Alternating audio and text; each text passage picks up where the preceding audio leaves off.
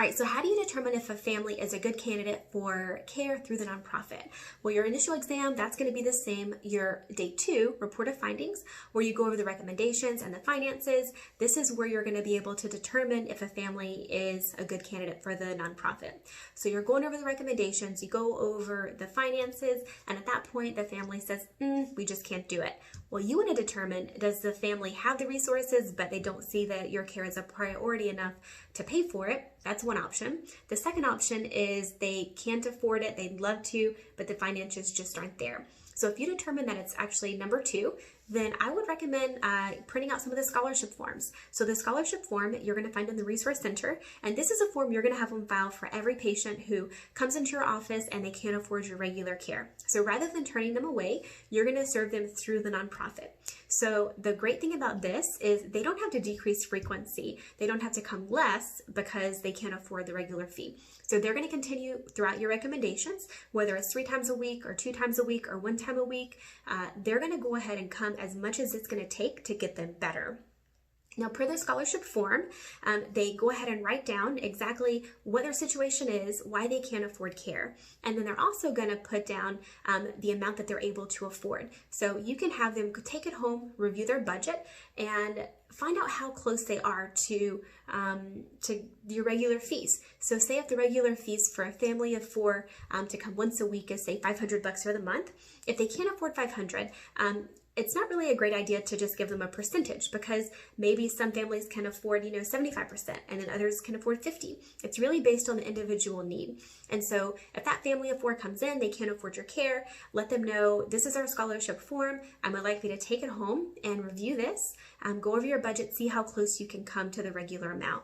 And in that case, we also let them know that we don't give this to everybody. This is only for certain people who really want the care, but their financial situation is so that if they didn't receive the assistance, that they wouldn't be able to continue care. Now, our financial scholarship form is confidential, right? So they can't go and share this with everybody and their brother. So that's one thing we let them know. This is confidential. The other thing is that we do require that they're on time for their appointments. We require that they, their payments are set up in the system automatically. And that's something that takes a huge hassle off of our team. So their payments process automatically once a month. The other thing is that we do expect that they're referring people. So to be considered for the scholarship, we do expect that one of the ways that they can help give back is by referring friends and family. So we do give them passes for that. So once you determine that they are a good candidate for the scholarship, have them take it home, they fill it out, they bring it back, and then your staff keeps it on file for them. Now, this is important because every person who's served through your nonprofit, their payment is going to go into your nonprofit bank account. So it's very important that you keep these separate. So patients who are served through the nonprofit, find a way in your EHR system in order to categorize them so that it's really easy to generate a report for patients who are served through the nonprofit versus patients who are served through your private practice. And so you want to keep a great record, a great list, keep everything separate. And so one of the big, I think, questions that people ask is, well, geez, it's a nonprofit, it must be free. Well, that's not necessarily true. Just because you're being served through your nonprofit doesn't mean that it's free care. It just means that they're paying, but their money's going to the nonprofit, and the money from that nonprofit account isn't going back into your pocket. That money from the nonprofit account is going to further the mission vision of your organization within your community.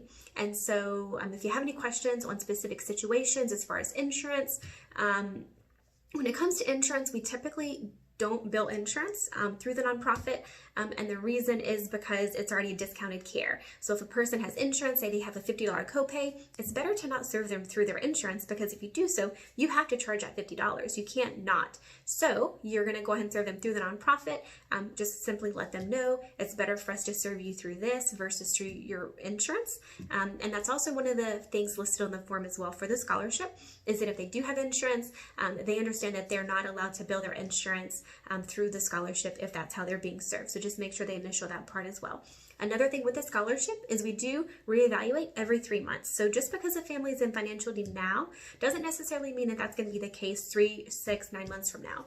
So every 3 months, or however long you choose, go ahead and reevaluate that scholarship form to see if their situation has improved. If it has, fantastic, increase the finances. If it's the same, leave it the same. Or if it's not improved. Maybe it's worse. Go ahead and modify it for that as well. So if you have any other questions, please send them over. I'm happy to help find out how you can make your care affordable for everybody in your community. That way, again, you're furthering the mission, the vision of your nonprofit, which is reaching and educating your community for chiropractic.